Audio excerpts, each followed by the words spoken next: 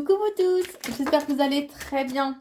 Alors aujourd'hui, je vous propose une guidance sentimentale pour la semaine à venir. Allez, que réserve cette semaine à venir au niveau sentimental?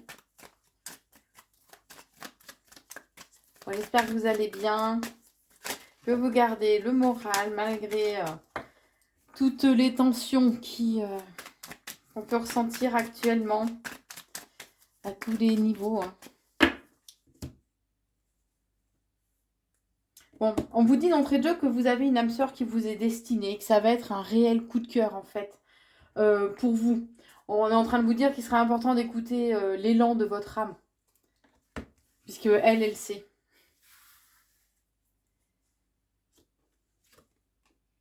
Ouais, j'ai encore le fait qu'il y a un réel coup de cœur en fait, qui arrive pour vous. Vous l'avez peut-être déjà rencontré, ça peut être quelque chose de récent. On parle quand même d'une relation où il y a un certain éloignement ou une distance. Mais on vous dit que là, les choses vont s'accélérer en fait assez rapidement. Alors ça peut être que vous avez eu un coup de cœur pour quelqu'un et que actuellement vous êtes dans une période justement en fait où il y a de l'éloignement, où il y a éventuellement où vous faites une pause peut-être aussi, où c'est une personne qui est à distance, d'accord? Mais on vous dit en tout cas voilà qu'il y a un changement rapide, il y a une accélération en fait des événements qui arrivent pour vous. On vous invite à éventuellement prendre conscience qu'il y a des schémas répétitifs dans votre vie au niveau sentimental. Peut-être que vous êtes régulièrement confronté au même style de personne, homme ou femme, peu importe. Que vous êtes souvent dans le même style de relation amoureuse. Donc là, posez-vous cette question et on vous dit que ça peut être un déclic, une révélation en fait que vous allez avoir justement en étant dans ce style de réflexion. Puisque vous allez peut-être aussi prendre conscience que vous êtes dans une certaine dépendance affective, que vous avez une certaine addiction à l'autre en fait, à comment l'autre vous, vous fait vous sentir, comment que vous avez, voilà, vos peurs peuvent être aussi, peuvent vous diriger en fait, vous manipuler entre guillemets, peur de l'abandon, voilà, il peut y avoir vous pouvez être dans une certaine dépendance affective, ce qui provoque justement éventuellement ces schémas répétitifs, voyez. Mais on vous dit que là, alors sur la période du printemps, on vous dit oui, oui, oui, vous allez bien avoir cette révélation, d'accord. Euh, Sur la période du printemps, il y a une éclosion, il y a une ouverture, on est en train de me dire une ouverture et une compréhension en fait qui arrive pour vous. Puisque vous pouvez être aussi dans non seulement être dans une dépendance affective au niveau sentimental, mais aussi être sous une certaine forme d'emprise.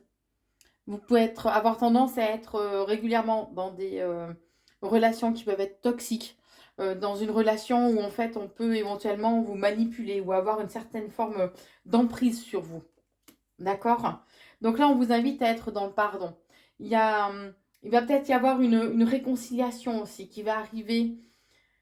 Donc sur cette période de printemps, ou une réconciliation, puisque si vous étiez, il y avait un éloignement, une distance, où on vous invite vraiment à être dans le pardon. Mais le pardon à l'autre, pour ce que l'autre vous fait vivre, mais aussi vous pardonnez vous-même euh, pour avoir provoqué certaines choses, puisque que ce soit dans ce que vous dites, dans ce que vous ressentez, étant donné que vous êtes éventuellement dans une dépendance affective, bah forcément, ça crée déjà un rapport malsain en fait au sein de la relation.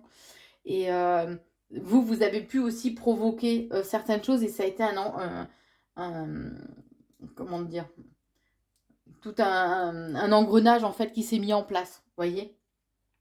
Il peut y avoir aussi de la jalousie, un manque de confiance, ou de votre part ou de la part de votre autre, qui fait que voilà, ça crée aussi un climat un petit peu malsain.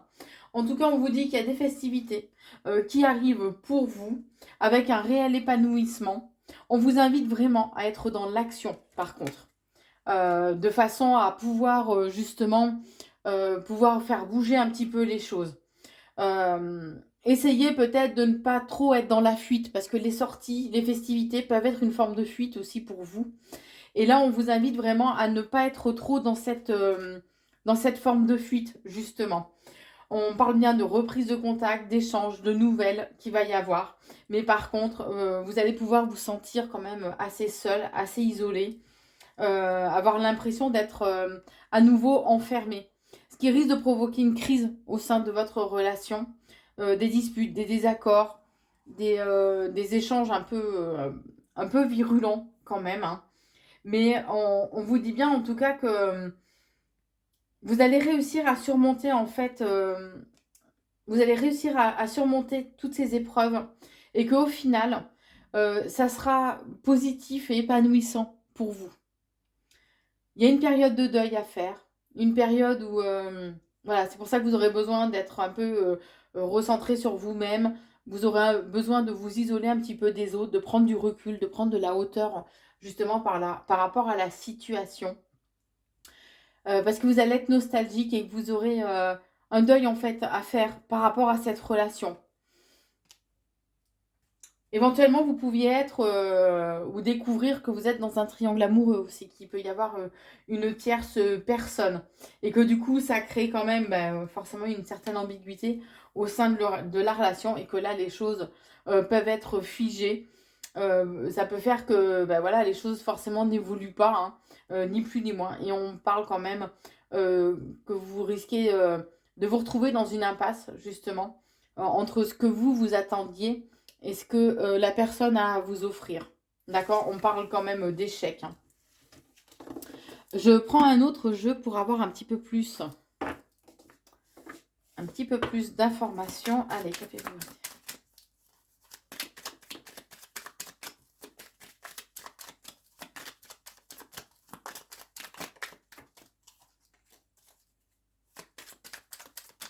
On vous invite vraiment justement à être dans l'instant présent, à profiter de l'instant présent sans toujours vous projeter en fait.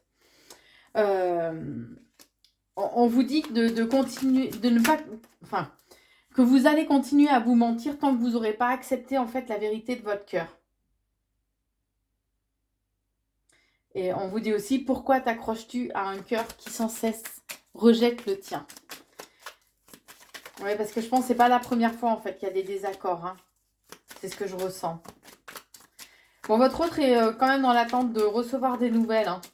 Et on vous dit que vous devriez peut-être faire le premier pas. Bon, ça, c'est à vous de voir après selon votre situation, selon votre ressenti. Hein.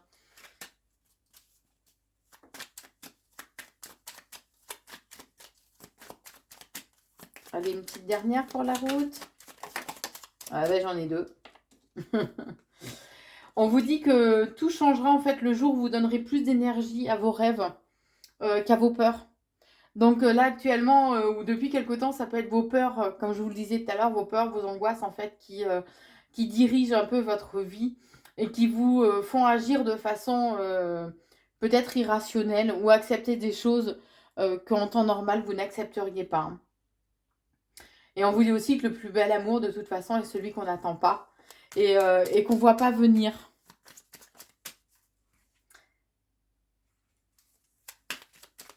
Alors, on va en prendre une ou deux de plus.